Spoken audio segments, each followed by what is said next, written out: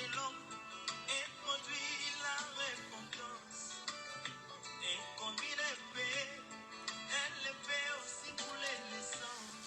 C'est la vraie circoncision. L'ancienne vie est passée et l'homme devient une nouvelle créature. La mauvaise vie, les mauvais désirs de la chair sont anéantis par la puissance de la parole.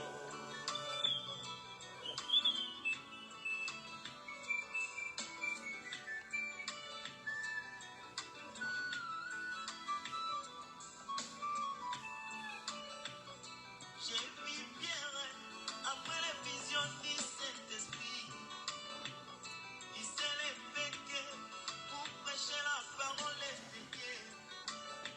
Oh, en entendant bien, beaucoup d'hommes sont blessés. Et ma Bible me dit qu'il y a 3000 convertis. Mais pourquoi pas dans notre temps? D'un côté, la parole est allégée. Ils l'ont rendu faible pour plaire à leurs fidèles. Bien que de l'autre côté, Chers bien-aimés, nous vous saluons au nom de Jésus-Christ. Que la paix du Seigneur soit notre partage de partout où nous sommes. Nous sommes très contents de vous retrouver encore ce matin à travers ces directs. Depuis vendredi 27, on n'a pas encore fait un direct. C'est juste parce qu'on avait voulu vous laisser un peu le temps de digérer tous ces messages que le Seigneur nous a donnés tout au long de notre programme de prière de 14 jours qu'on avait terminé le 27 mars, c'est-à-dire le vendredi dernier. Mais on continue avec notre sujet. Dieu sait de quoi nous sommes formés, il se souvient que nous sommes poussière. Nous sommes dans Psaume chapitre 103, verset 14. Également, 1 Thessaloniciens chapitre 5, verset 23. Ce sont là les deux écritures qui nous aident dans ce thème que nous sommes en train d'aborder il y a cela quelques semaines. Et vous êtes sans ignorer que nous étions arrivés au point de parler de 3 hommes que le Seigneur a trouvés justes: Noé, Daniel et Job.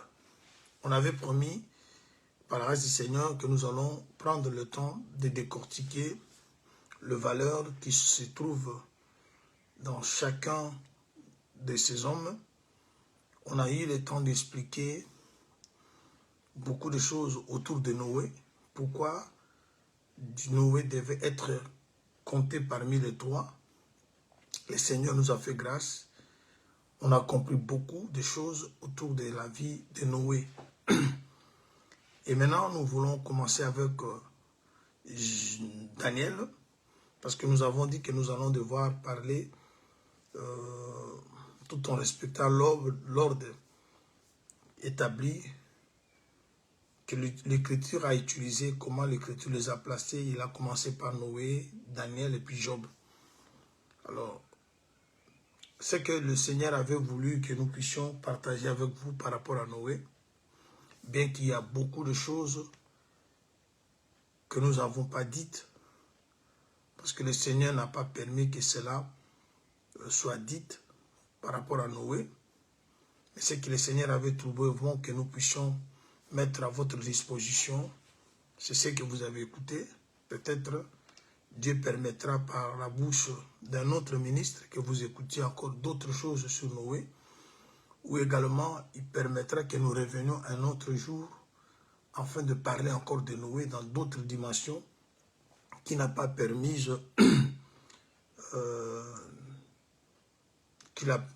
que nous puissions parler par rapport à cet enseignement. Mais nous voulons rester dans l'écriture, prendre aussi le temps de parler de Daniel, et nous prendrons également le temps de parler de Job. Parce que nous sommes dans l'écriture de 1 Ézéchiel, plutôt chapitre 14,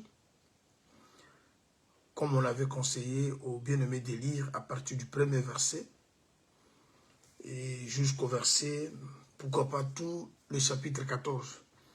Mais pour le temps, nous avons voulu lire le verset 12. Le Seigneur dit, « La parole de l'Éternel me fit adresser en ces mots, Fils de l'homme, si un pays péchait contre moi, en se livrant à l'infidélité, et si j'entendais ma main sur lui, si je briserais pour lui les bâtons du pain, si je lui envoyais de la famine, si j'en exterminais les hommes et les bêtes, et qu'il y ait au milieu de lui les 3 hommes, Noé, Daniel et Job, ils sauveraient leur âme par leur justice, dit le Seigneur l'Éternel. » On a compris que ces 3 hommes, Dieu a trouvé en eux la justice. Et vous avez vu comment le Seigneur nous a fait voyager à travers ses appartements, à travers les Écritures, pour nous aider à comprendre quelque chose par rapport à la justice. La justice, c'est la clé, parce qu'il nous est demandé de chercher premièrement le royaume et la justice de Dieu. Et toutes choses nous seront données par-dessus. Alors, on a parlé de Noé, le Seigneur a parlé, ce qui arriva au temps de Noé, arrivera de même à l'avènement du Fils de l'homme. Vous avez vu tout ce que le Seigneur a parlé. Le Saint-Esprit a permis aussi que nous puissions détailler beaucoup de choses par l'assistance du Saint-Esprit. Mais acceptez que nous démarrions avec Daniel. Ça sera aussi un moment. Nous allons passer de bons moments avec Daniel. Car avec Daniel, nous allons comprendre aussi beaucoup de choses qui seront profitables à chacun de nous et surtout pour notre salut. Aujourd'hui, je vais plus introduire quelque chose par rapport à Daniel et nous allons revenir, comme d'habitude, avec beaucoup de détails par la grâce du Seigneur. Je prends le livre de Daniel. Je suis au chapitre 1er.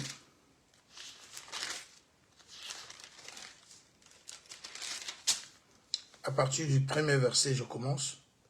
La 3e année du règne de Joachim, roi de Juda, Nebuchadnezzar, roi de Babylone, marcha contre Jérusalem et l'assiégea. Le Seigneur livra entre ses mains Joachim, roi de Juda, et une partie des ustensiles de la maison de Dieu. Nebuchadnezzar, emportant les ustensiles au pays de Shinéar, dans la maison de son Dieu. Il est mis dans la maison du trésor de son Dieu.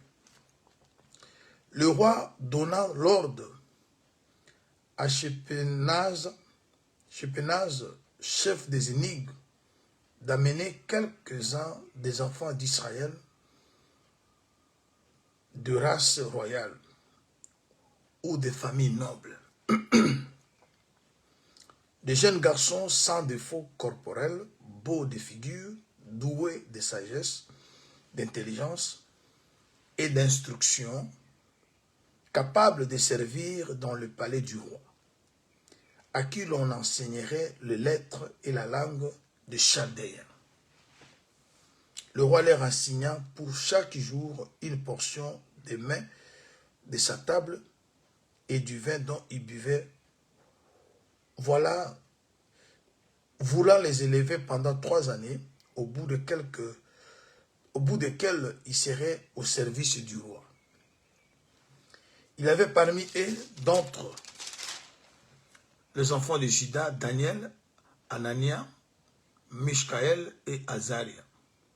Le chef des énigmes leur donnant le nom de Daniel, à Daniel celui de Belchatsar, à Anania celui de Shadrach, et à Mishkaël celui de Meshach, et Azaria celui de Abednego. Daniel résolut de ne pas s'essuyer par le mets du roi et par le vin dont le roi buvait. Il pria le chef des énigmes de ne pas l'obliger à s'essuyer. Dieu fit trouver à Daniel faveur, grâce devant le chef des énigmes. Voilà. Ce que je veux que nous puissions retenir d'abord, avant que nous puissions aller dans beaucoup d'autres détails, parce qu'il y a vraiment des choses à comprendre. Il y a de la nourriture, il y a de la vie, il y a des choses très importantes dans cette vie de cet homme Daniel. Mais je veux d'abord que nous commencions par cette écriture que je viens de lire. Qui est Daniel? Il vient de quelle famille? Et vous avez vu avec moi, Daniel, il était choisi parmi les jeunes hommes. D'abord, écoutons ce que le roi de Babylone avait donné comme critère.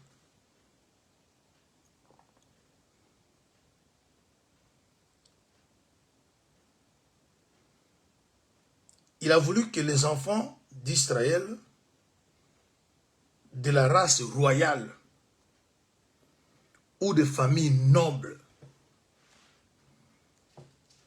c'est-à-dire les personnes qu'on va prendre, les enfants qu'on va récupérer ou recruter, doivent sortir des familles nobles ou encore ils doivent être de la race royale. Et on nous parle des noms des enfants que vous avez vus là. Mais regardons le verset 4 du chapitre 1er de Daniel. On précise que ces enfants doivent être sans défaut corporel, beaux de figure, doués de sagesse, d'intelligence et d'instruction, capables de servir dans le palais du roi, à qui l'on enseignerait le lettre et la langue de Chaldéen. Et parmi les jeunes hommes qu'on a récupérés, on nous parle de Daniel, on nous parle d'Azaria, on nous parle de Mishkaël et on nous parle d'Anania. Et lorsqu'ils arrivent à Babylone, la première des choses, c'était de leur donner une autre identité. On change le nom, on leur donne le nom de Babyloniens. C'est très important. Il vient avec le nom que leur famille leur avait donné, mais lorsqu'ils arrivent à Babylone, on leur donne d'autres noms. Le nom de Shadrach, le nom de Meshach, le nom d'Abednego, bien qu'aujourd'hui, les gens prennent ces noms, ils donnent à leurs enfants, mais ça cache aussi une vie. Ce n'est pas le nom des Hébreux. C'était le nom qu'on l'a donné à ces jeunes hommes lorsqu'ils sont arrivés à Babylone. Ça cache une vie. On parlera de cela. Quand le diable veut se servir de toi, il doit faire tout que tu ne restes pas avec ton identité. Parce que l'identité d'un enfant de Dieu, quand vous en avez, vous ne pouvez pas servir le diable tout en étant saint, On ne sert pas le diable tout en étant saint. On ne sert pas le diable tout en étant justifié. Il faut que vous perdiez quelque chose. Voilà pourquoi les gens qui servent le diable, les gens qui sont entre les mains du diable, commencent d'abord par perdre quelque chose de très capital. Et il est aussi ajouté, on devait leur apprendre le langage des Chaldéens. C'est très important. Parce que ce sont des vies différentes. Vous ne pouvez pas servir Dieu avec un langage du monde. Et si vous rejoignez le monde doit aussi vous imposer son langage pour que vous puissiez bien le servir. Ce sont des choses importantes que Dieu va nous aider à pouvoir déchiffrer ou comprendre, détailler dans la marche. Mais simplement, retenez qu'aujourd'hui, nous sommes en train d'introduire par rapport à Daniel. Daniel fit compter parmi les 3 que Dieu a dit, si ces 3 hommes seront trouvés dans le pays que je prends décision de frapper, ces 3-là ne mourront jamais. Ils vont sauver leur âme à cause de leur justice. Vous avez vu avec Noé, il a trouvé grâce auprès de Dieu. Et maintenant, nous sommes en train de parler de Daniel parce qu'il est l'un des 3 que Dieu a parlé à Ézéchiel. Alors, à la base, Daniel, il venait d'une race royale. Il avait la race royale parce que lorsqu'on parle de la race royale, il n'y a pas un roi plus que notre Dieu. Et vous voyez ici, lorsque vous parlez de la race royale, on voit Juda. Parce que parmi les enfants de Jacob, la royauté était accordée à Juda. Là, je suis dans Genèse 49. Lorsque vous lisez Genèse 49, lorsque Jacob était en train de bénir ses enfants, il arrive à Juda. Lorsque vous lisez, vous verrez qu'il a donné la royauté à Juda. Et c'est de Juda que sortaient des gens qui sont de la race royale.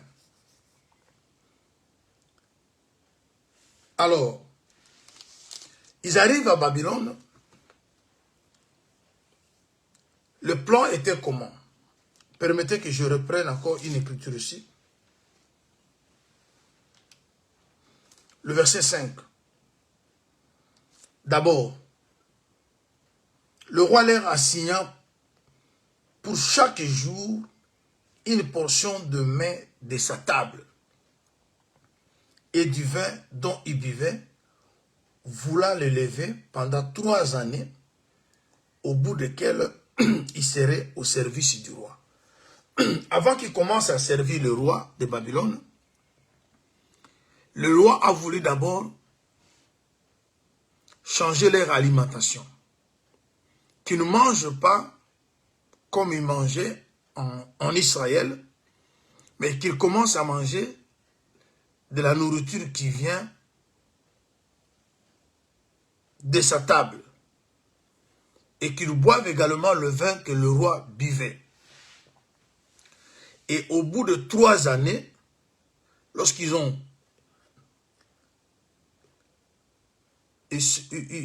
terminer avec toutes ces préparations, c'est ainsi qu'ils vont commencer à servir dans le palais.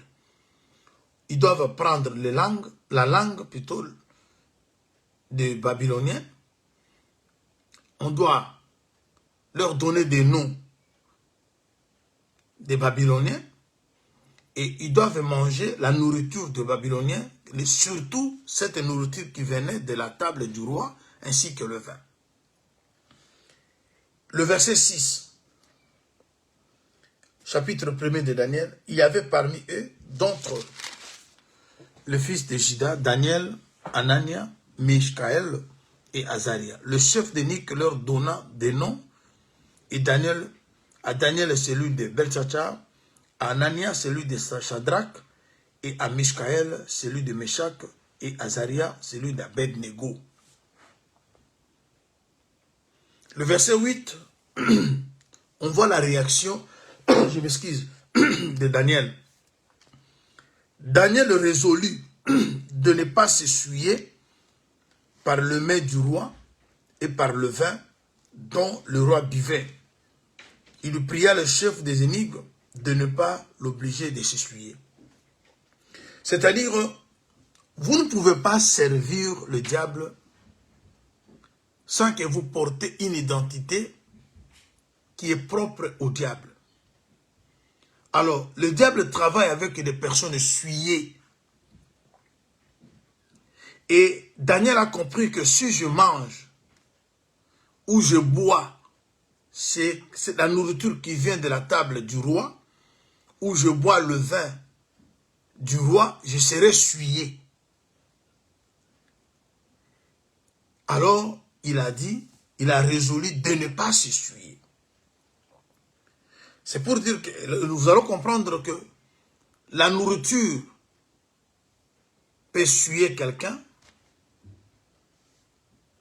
et le breuvage peut aussi souiller quelqu'un. Alors, lorsqu'on prend Daniel, on le place parmi le justifié, c'est-à-dire Noé et Job. Alors, nous avons intérêt, bien aimé, de comprendre toutes ces choses. On ne s'arrête pas là-bas. Alors, avec Daniel, qu'est-ce qu'on comprend? Daniel, d'après les Écritures, il est le symbole de la sagesse. Lorsque vous prenez Ézéchiel chapitre 28, Ézéchiel 28, au verset 3e, on pose la question, on dit, voici tu es plus sage que Daniel, rien de secret n'est caché pour toi. Dans la marche, vous allez comprendre que lorsqu'on parle de Daniel, il est l'image d'une personne sage et de celui qui a le secret de Dieu. Daniel est l'image de la sagesse. Daniel est aussi l'image de tout celui qui a le secret de Dieu, à qui Dieu se révèle.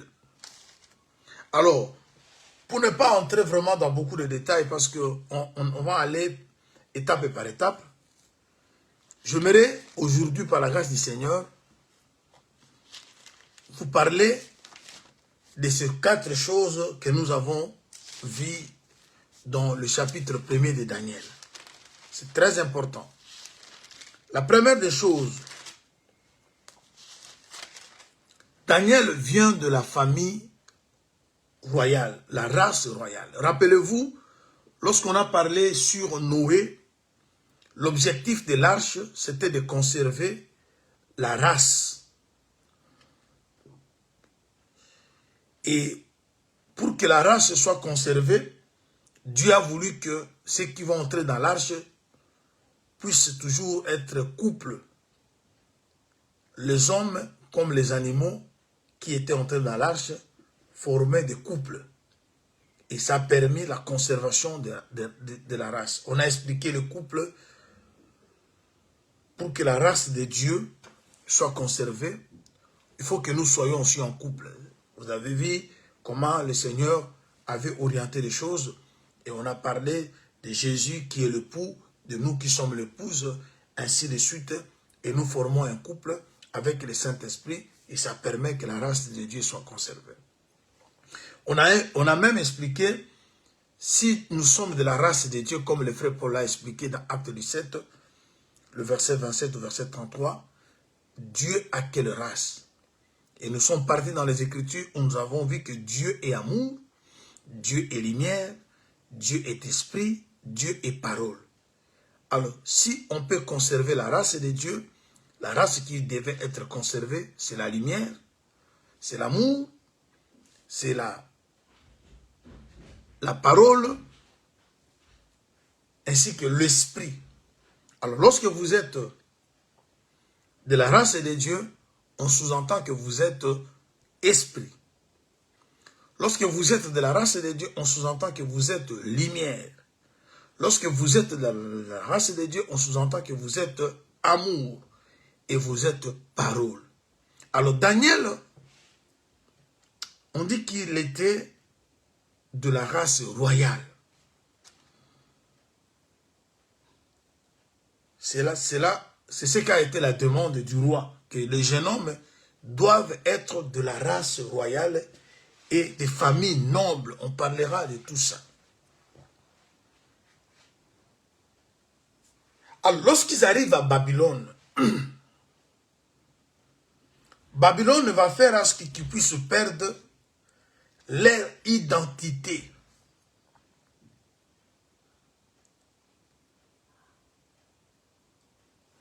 L'identité.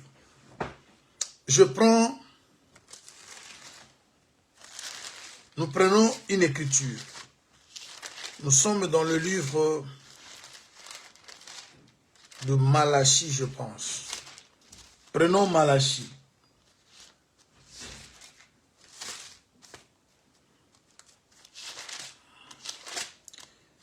Malachie.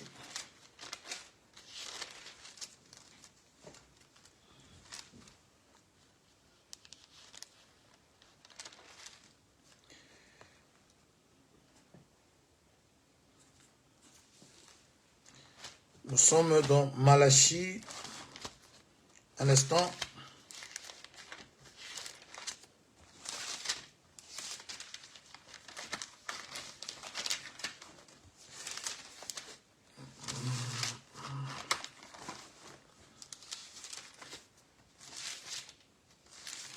Voilà.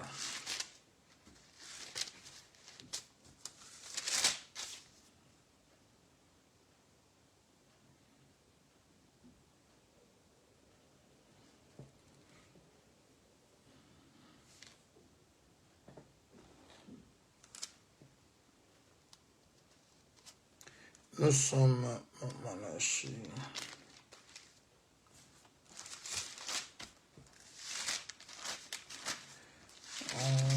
Il y a une écriture que je trouve importante. Elle est vraiment importante que je vous balance ça.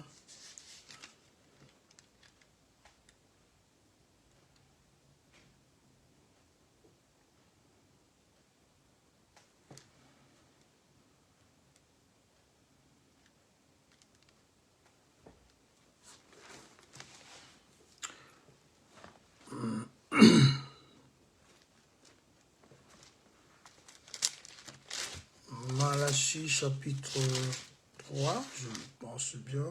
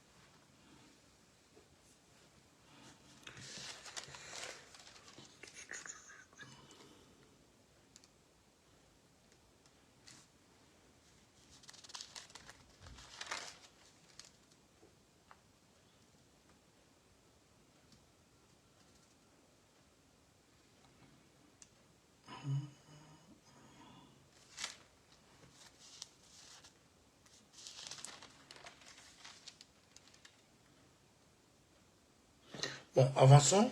Je crois que je peux peut-être revenir là-dessus. Je voulais juste parler de quelque chose sur le vase. Mais on va y revenir. Alors,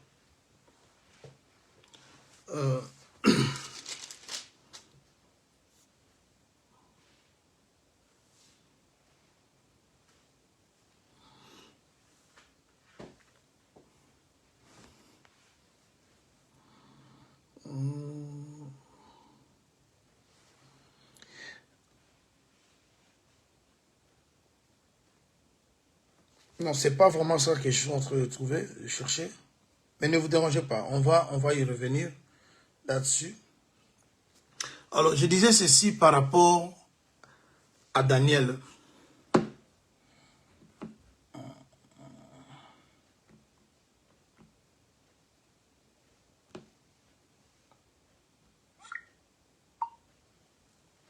Alors, j'étais en train de dire sur Daniel, qui est d'abord de la race royale. Et lorsque il quitte Babylone, et plutôt Israël, il vient en Babylone. La première des choses, le roi doit changer 3 choses dans leur vie. Il change le nom. On leur donne le nom babylonien. Et vous savez que lorsque nous parlons du nom, nous parlons de la nature même. Parce que vous ne pouvez pas servir le diable tout en ayant la nature de Dieu. Alors, il doit changer votre nom. C'est ce que nous appelons identité. C'est ce que Dieu aussi fait. Lorsque vous quittez le monde pour lui, Dieu vous change, il change votre identité, il vous donne son identité. Voilà pourquoi nous tous qui sommes en Christ, nous portons une nouvelle identité, un nouveau nom, c'est le nom de notre mari. Parce que le nom, rappelez-vous de ce que Dieu fait avec Abraham, avec Jacob. Lorsque Dieu appelle Abraham de quitter la Mésopotamie, il répondait au nom d'Abraham. Mais avant qu'il puisse toucher la promesse qui lui a été donnée, Abraham va être circoncis. Et une fois circoncis, Abraham va avoir un nom changé. Même Sarah, on l'a changé de nom. C'est-à-dire, il y a un mystère dans le changement des noms. Lorsque vous quittez l'ancien nom pour le nouveau nom, il y a quelque chose qui se passe. Et lorsque Dieu nous récupère, Dieu nous donne aussi son nom. Le nom que Dieu nous donne, c'est pour dire que nous avons maintenant une nouvelle identité. Le diable, lorsqu'il récupère aussi les enfants de Dieu, il sait que le nom, c'est toute une nature. Le nom, c'est toute une identité. Lui aussi cherche à changer le nom pour vous donner maintenant son nom, ou encore son identité, ou encore son caractère, ou encore son comportement. Voilà pourquoi, lorsque Daniel et ses amis arrivent en Babylone, on doit maintenant leur proposer d'autres noms. Ce n'était pas le nom qu'ils avaient en Israël, mais on leur donne des noms de Belshachar, de Shadrach, de Meshach, ainsi que d'Abednego. Ça, c'est le premier point. Il y a encore une autre chose. On leur propose la nourriture qui vient de la table du roi. Et Daniel a compris qu'en prenant cette nourriture, on va s'essuyer. Parce que lorsque vous êtes souillé, c'est-à-dire vous êtes maintenant en connexion avec le monde des ténèbres. Et le diable cherche d'abord, voilà pourquoi le diable a toujours voulu faire pécher, pour que le diable vous récupère. Il sait que le péché sépare l'homme avec Dieu. Alors pour que vous soyez séparés de Dieu, il vous met dans une situation de péché. Et lorsque vous péchez, vous êtes essuyé et vous êtes maintenant propre pour le service. Parce que lorsque vous êtes essuyé, il y a des esprits qui habitent vos vies qui ne sont pas les Saint-Esprit. Parce que Dieu, pour travailler avec ses enfants, il donne le Saint-Esprit. Vous avez vu avec les apôtres, il dit, restez ici, ne sortez pas, jusqu'à ce que vous recevez la puissance d'en haut, afin que vous soyez mes témoins. C'est-à-dire, avant que vous serviez Dieu, Dieu vous donne son esprit. Et le Saint-Esprit vient dans nos vies pour permettre à ce que nous le servions avec toute sincérité, avec loyauté, avec tout ce que vous connaissez. Et le diable aussi, pour que vous puissiez le servir, il faut que ces esprits viennent habiter vos vies. Alors, les esprits peuvent aussi venir par la nourriture. Et si je veux que vous compreniez, le manger et le boire que Daniel avait refusé, c'était tout un enseignement. Rappelez-vous de ce que le Seigneur... Je prends Romains, chapitre 11, où le Seigneur Jésus parle de l'enseignement comme une table. Je prends Romains.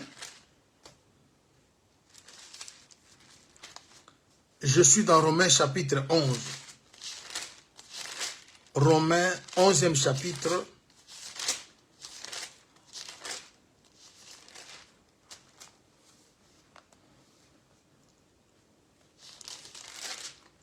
Romains, au chapitre 11.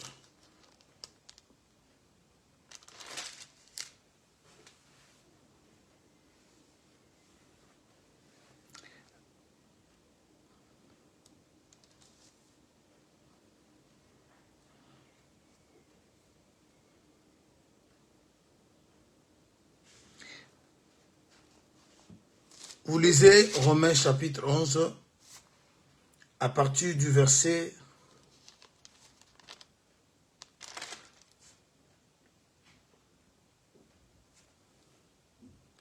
à partir du verset 7. Quoi donc? Ce qu'Israël cherche,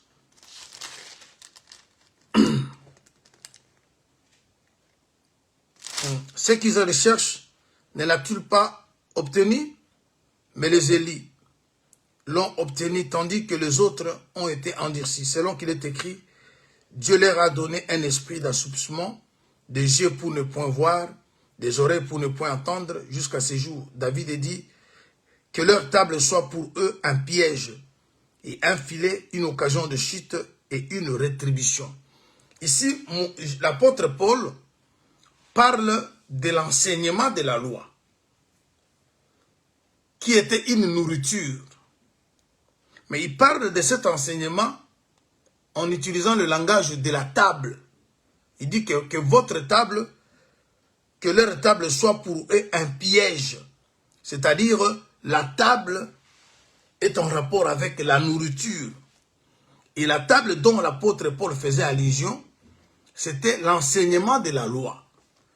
C'est-à-dire, l'enseignement de la loi est une nourriture. Alors, lorsque le roi de Babylone demande aux enfants, à Daniel et à ses compagnons, de manger la nourriture qui venait de sa table, c'est-à-dire, il leur présentait un enseignement, parce qu'Israël, pour que vous compreniez, Israël mangeait et buvait par rapport à l'enseignement.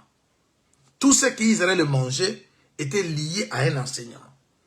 Tout ce qu'Israël buvait était lié à un enseignement. C'est ce qui a fait que quand Jésus parlait aux enfants d'Israël de manger sa chair et de boire son sang, cela ne correspondait pas à l'enseignement qu'eux avaient.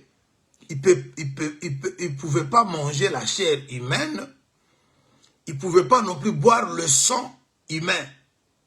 Alors, Jésus a dit, si vous ne mangez pas ma chair et que vous ne buvez pas mon sang, vous n'aurez pas la vie avec moi. Parce que ma chair est une nourriture et mon sang est un breuvage. Vous voyez? C'est-à-dire, nous sommes en train de comprendre que la table, c'est lié à un enseignement. Alors, quand Daniel va dire que si je mange ce qui vient de la table du roi et je bois le vin qui vient de la table du roi, je serai souillé. Daniel faisait allusion d'un enseignement.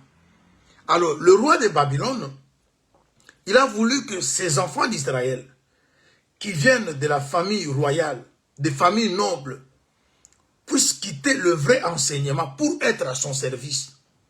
Bien-aimés dans le Seigneur, le diable, pour se servir des enfants de Dieu, la première des choses, il doit vous faire oublier le vrai enseignement.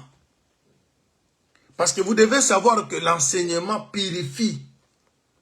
Et l'enseignement aussi, si il n'est pas bon, ça suit l'homme.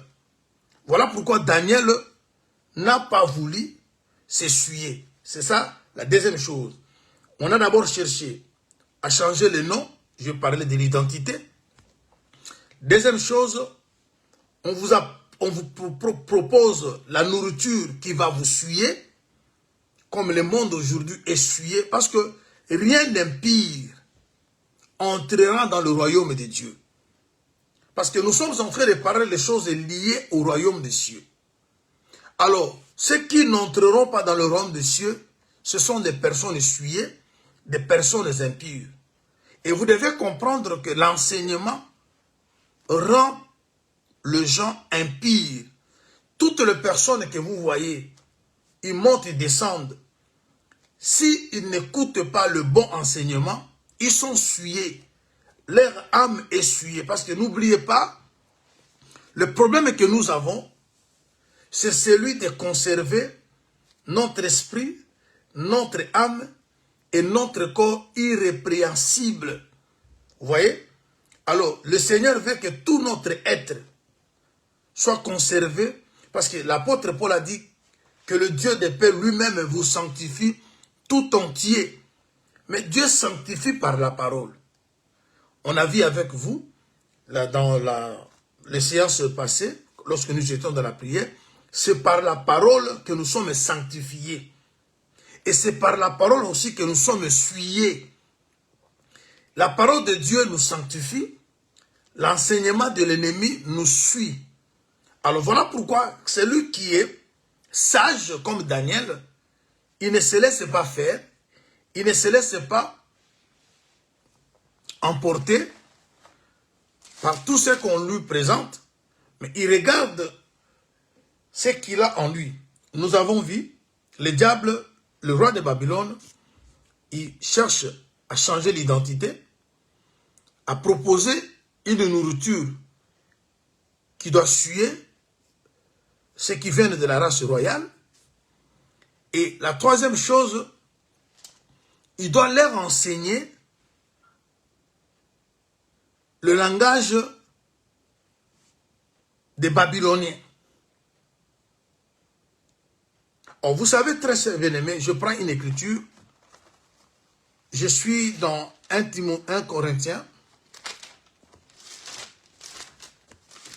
1 Corinthiens chapitre 2. Je suis dans 1 Corinthiens. 1 Corinthiens chapitre 2. Je commence au verset 9. Mais comme il est écrit, ce sont des choses que l'œil n'a point vues, que l'oreille n'a point entendues, et qui ne sont point montées au cœur de l'homme, des choses que Dieu a préparées pour ceux qui l'aiment. Dieu nous les a révélées par l'Esprit, car l'Esprit sonde tout, même les profondeurs de Dieu. Qui donc parmi les hommes connaît les choses de l'homme, si ce n'est l'esprit de l'homme qui est en lui? De même, personne ne connaît les choses de Dieu, si ce n'est l'esprit qui est de Dieu. Or, nous n'avons pas reçu l'esprit du monde, mais l'esprit qui vient de Dieu, afin que nous connaissions les choses que Dieu nous a données par sa sagesse. Et nous en parlons non avec des discours qu'enseigne la sagesse humaine, mais avec ce qu'enseigne l'esprit, employant un langage spirituel pour les choses spirituelles. C'est très important.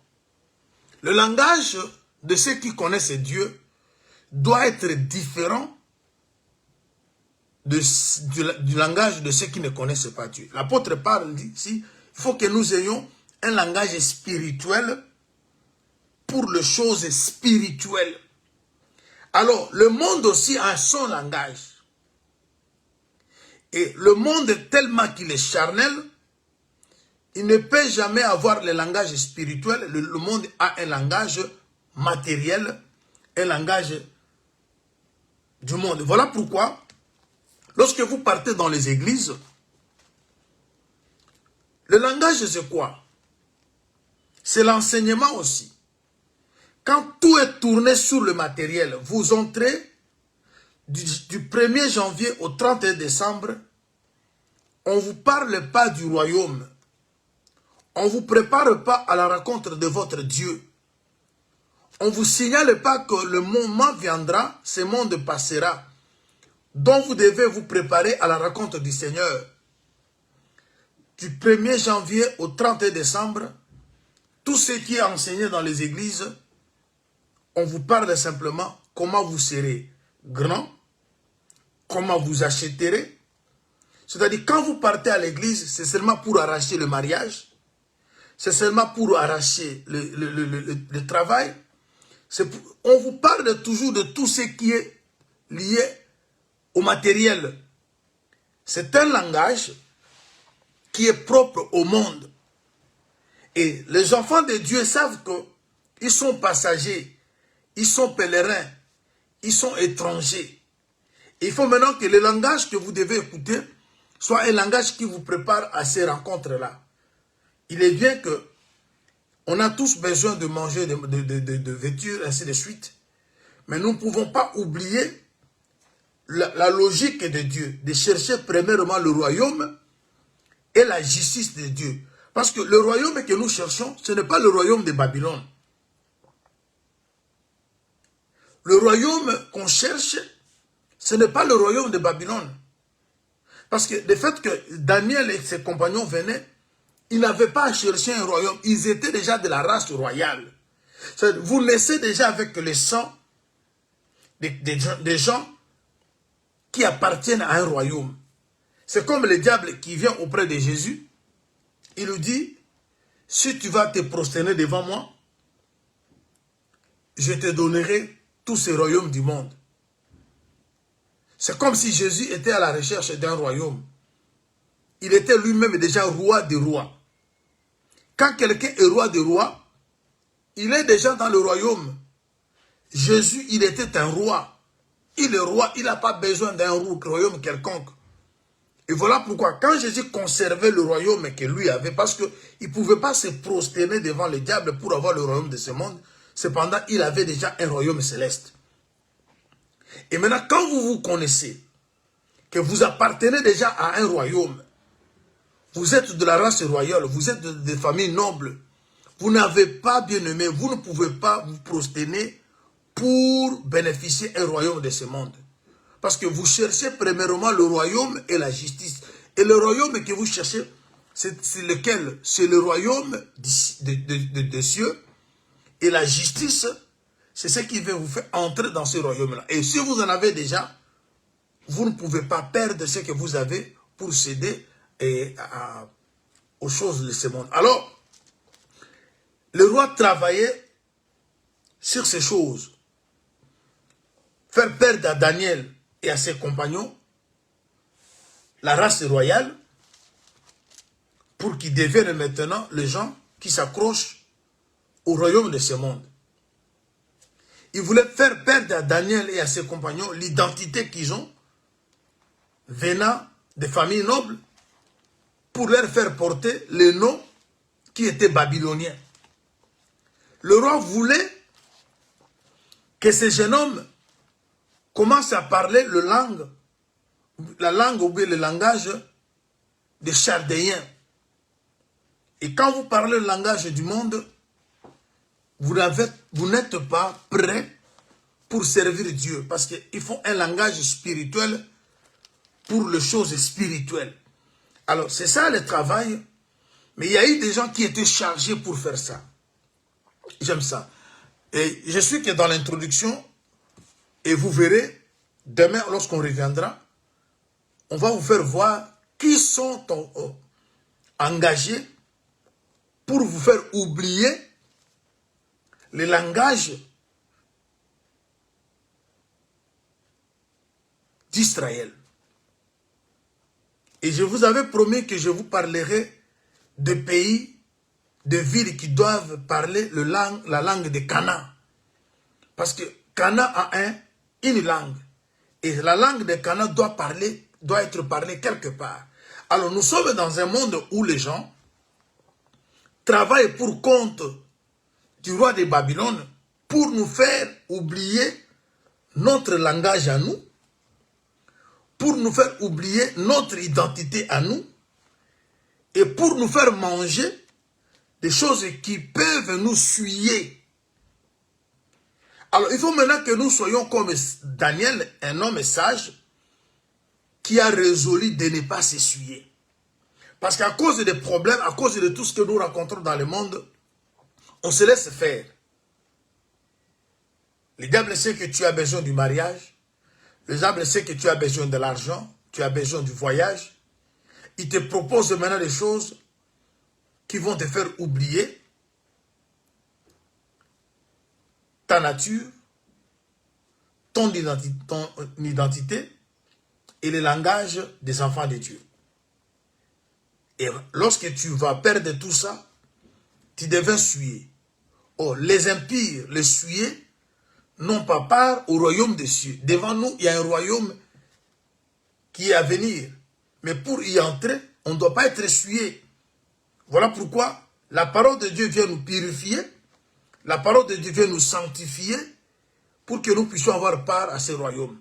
Mais le monde nous propose des choses contraires à ce que... Je vais encore vous voyez, que vous voyez une autre chose. Nous sommes dans... je ne fais que soulever les éléments que nous allons devoir, par la grâce du Seigneur, revenir et détailler ça un par un. Je prends Matthieu chapitre 24.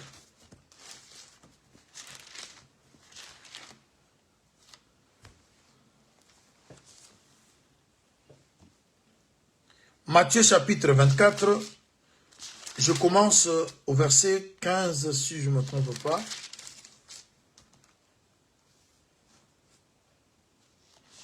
Matthieu 24, 15. Écoutons ce que les Écritures disent. C'est pourquoi, lorsque vous verrez l'abomination de la désolation dont a parlé le prophète Daniel, établi en lieu saint, que celui qui lit fasse attention. Alors que ceux qui seront en Judée fuient dans les montagnes, que celui qui sera sur le toit ne descende pas pour prendre ce qui est dans sa maison, et que celui qui sera dans le champ ne retourne pas en arrière pour prendre son manteau.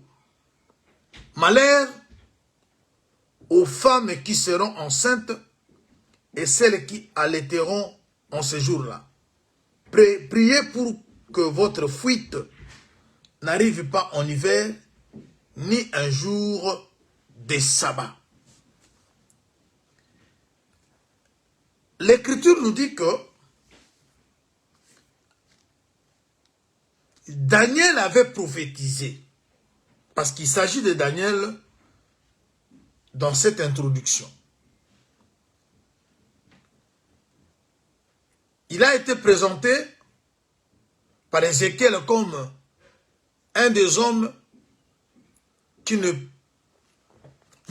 peuvent pas mourir lorsque Dieu va châtier un pays, mais il donne la raison. Il dit qu'à cause de leur justice, c'est-à-dire devant Dieu, Daniel est juste. Et cet homme Daniel qui est juste, il prophétise. Il dit que il arrivera un moment où l'abomination de la désolation sera établie en lieu saint. Et si vous voyez maintenant l'abomination de la désolation être établie dans le lieu saint, il dit que celui qui lit fasse attention.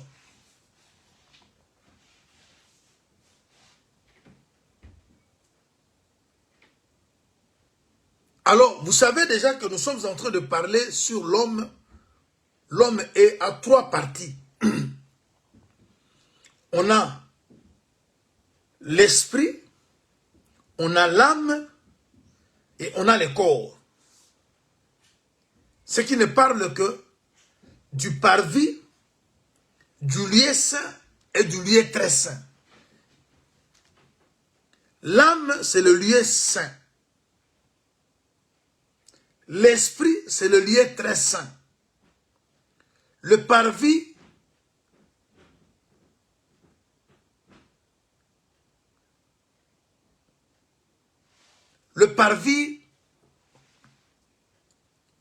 c'est le corps. Mais on dit que l'abomination et la désolation s'établissent dans le lieu saint.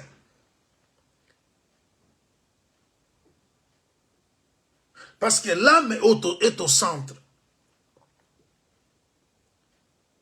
Et c'est là que nous allons comprendre, Daniel a prophétisé. Alors maintenant, il dit, si vous voyez des choses comme ça, où le lieu saint est occupé par l'abomination et la désolation, ceux qui lisent doivent faire attention. Alors, les gens qui lisent et qui doivent faire attention, c'est nous l'Église. Et on va maintenant comprendre le lien saint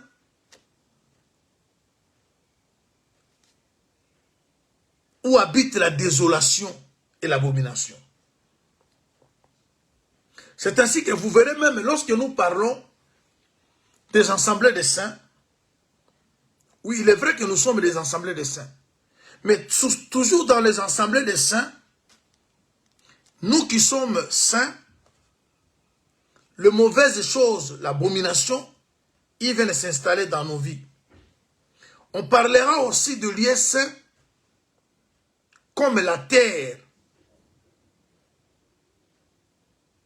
d'Israël, où la vraie adoration était faite, mais subitement comme ça, la vraie adoration change à une mauvaise adoration.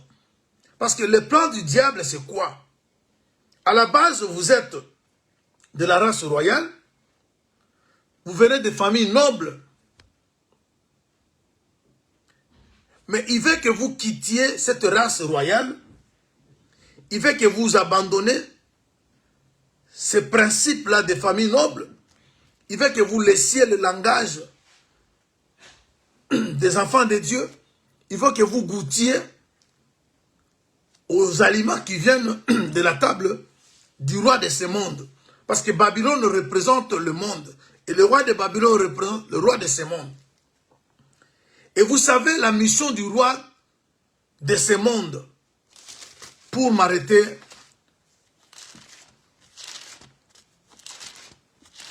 je prends 2 Corinthiens. Je suis dans 2 Corinthiens au chapitre 4. L'apôtre Paul dit ceci. 2 Corinthiens chapitre 4.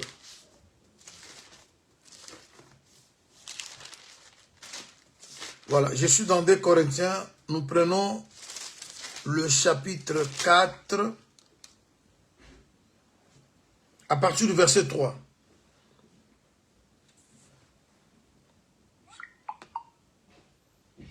L'apôtre dit, si notre évangile est encore voilé, il est voilé pour ceux qui périssent, pour les incrédules dont le Dieu de ces siècles a aveuglé l'intelligence, afin qu'ils ne voient pas briller la splendeur de l'évangile de la gloire de Christ, qui est l'image de Dieu.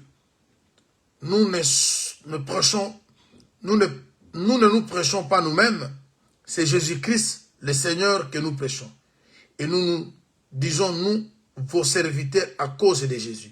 Alors, c'est-à-dire, il y a un Dieu de ces siècles, le Dieu de ce monde, qui a pour mission d'aveugler les gens. C'est-à-dire, un faux enseignement aveugle les gens. Bien aimé, nous sommes en train de traverser des moments très compliqués, où beaucoup des enfants de Dieu vont rater l'enlèvement. Lorsque l'abomination, la désolation vont s'établir dans le lieu saint. On conseille aux gens de fuir, d'aller aux montagnes. On demande aux gens qui sont déjà dans les champs de ne plus retourner. Ceux qui sont au champ. Vous voyez, c'est-à-dire c'est un moment très compliqué. Et c'est le moment dans lequel nous sommes.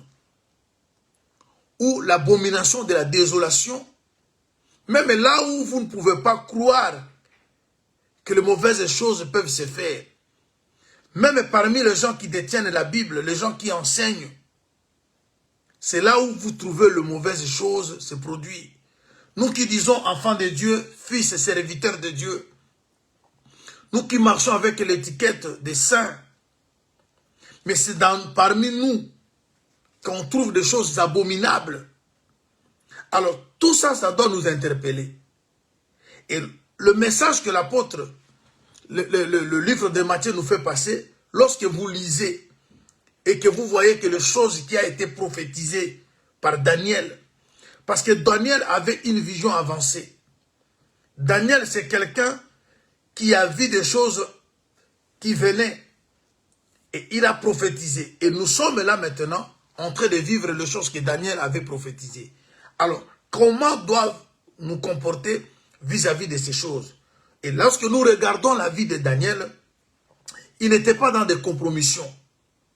Daniel ne cherchait pas à plaire les hommes. Daniel vivait, il cherchait à conserver la race royale, il cherchait à conserver son identité, il cherchait à conserver l'enseignement qu'il avait.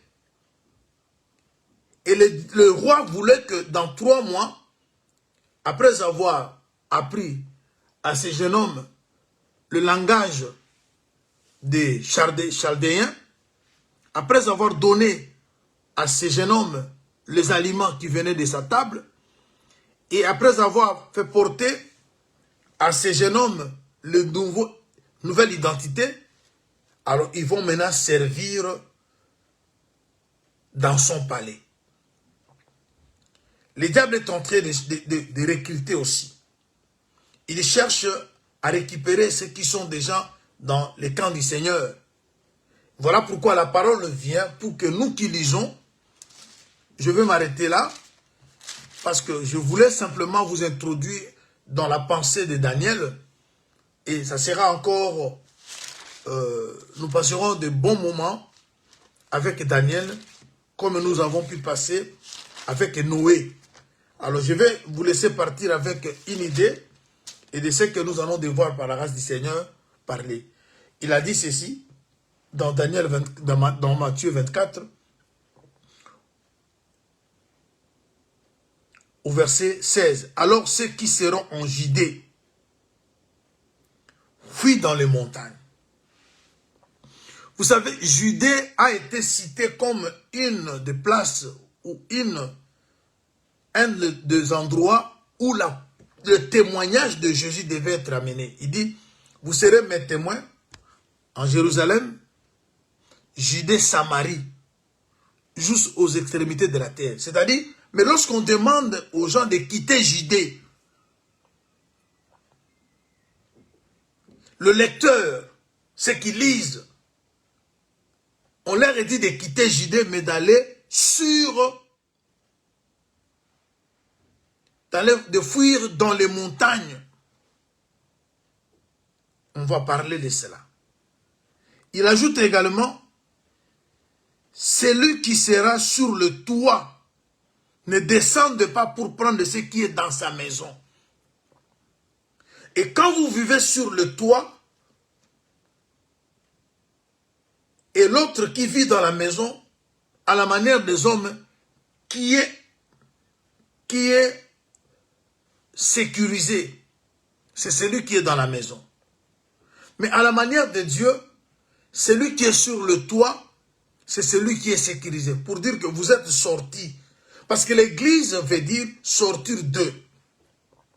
La maison, c'est le monde où il y a des conspirations, où il y a des arrangements, où les choses se font dans ce monde. Si vous voulez aller au ciel, il faut sortir de tout ce que les gens sont en train de concevoir. Et vous allez vivre sur le toit. Je parlerai de cela. Et on arrive à cette position quand? Lorsque vous remarquez que l'abomination est dans le lieu saint. Judée est considéré comme l'endroit où la parole est prêchée. Mais là où la parole devait être témoignée, on nous dit de quitter Judée. Il ajoute encore une autre chose pour que je vous retienne pas longtemps. C'est qui sera dans le champ ne retourne pas en arrière pour prendre son manteau. Parce que l'enlèvement, c'est pour ceux qui sont dans le champ. Parce que la parole de Dieu est une semence. Et une semence ne peut être semée que dans le champ. Alors, on viendra prendre les choses dans le champ. Et le champ parle de l'église.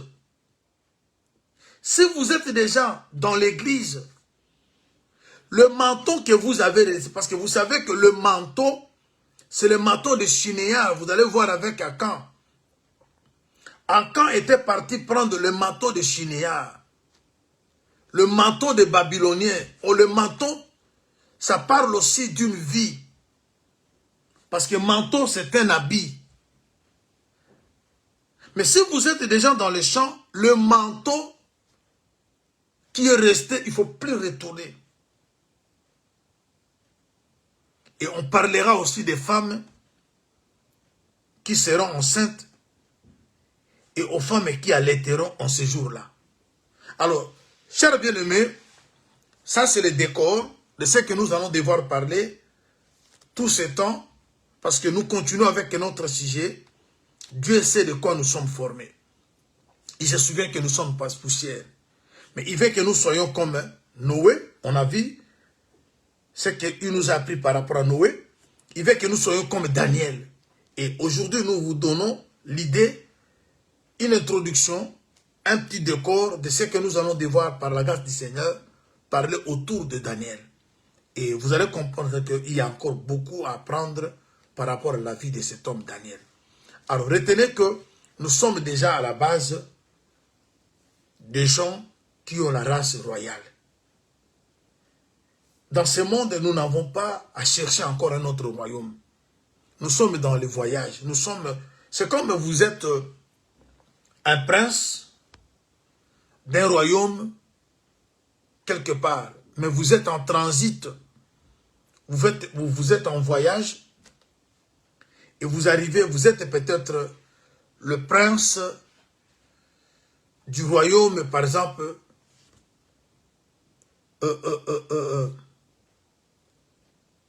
la Grande-Bretagne ou de UK. Mais vous arrivez, par exemple, en Arabie Saoudite. Vous ne pouvez pas oublier que vous êtes prince quelque part. Là, vous êtes en transit, vous êtes en voyage. Vous ne pouvez pas renoncer à votre royauté pour devenir roi quelque part. Et c'est ce qui se passe avec nous, enfants de Dieu. Dans ce monde, nous sommes voyageurs, nous sommes pèlerins. Nous ne pouvons pas chercher à devenir le roi de ce monde, le prince de ce monde. Parce que nous appartenons déjà à un royaume. Et le diable veut que maintenant que nous puissions renoncer aux valeurs. Parce que lorsqu'on prend les enfants, ces jeunes hommes, on a parlé de la beauté, on a parlé de l'intelligence. Toutes ces choses-là, on va expliquer.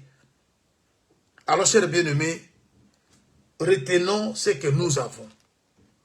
Il est vrai qu'il y a la faim, il est vrai qu'il y a le manque du travail, il est vrai qu'il y a le manque du mariage, il est vrai que nous avons des problèmes de logement, nous avons des problèmes de voyage, des problèmes des enfants, mais nous ne pouvons pas oublier que nous sommes à la base des princes et des princesses. Nous avons la race royale.